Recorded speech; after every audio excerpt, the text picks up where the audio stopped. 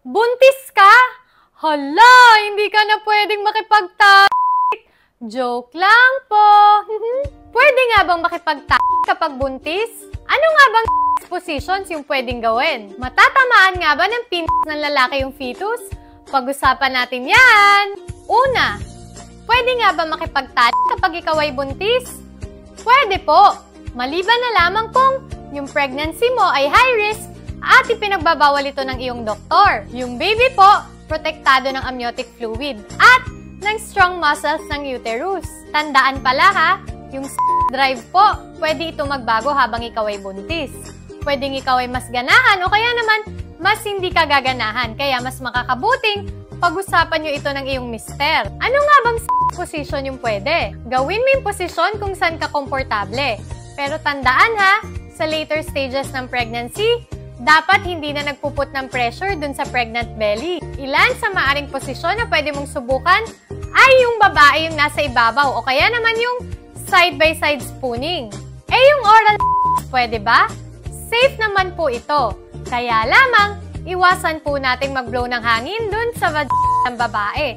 Dahil rare man, pwede po magkaroon ng air embolism. Yung anal sex naman, safe din. Kaya lamang, maaring hindi ito maging komportable pag merong pregnancy-related hemorrhoids. At iwasan po natin na matapos ipasok sa ililipat sa vagina kasi po, maaring lumipat yung bakterya. Maaring magkaroon ng infeksyon. Kailangan bang gumamit ng proteksyon?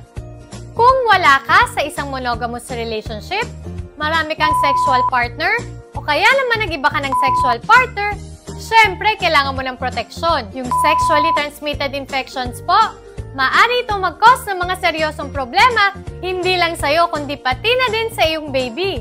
Kailan ba hindi safe Kapag may problema ka sa iyong cervix? Kapag buntis ka ng kambal o higit pa sa isang sanggol? Kapag ikaw ay may placenta previa? Kapag nakakaranas ka ng leak ng amniotic fluid? Kapag meron kang bleeding na hindi maipaliwanag? At kapag may history ka ng premature labor? Ano nga bang benefits ng habang ikaw ay buntis?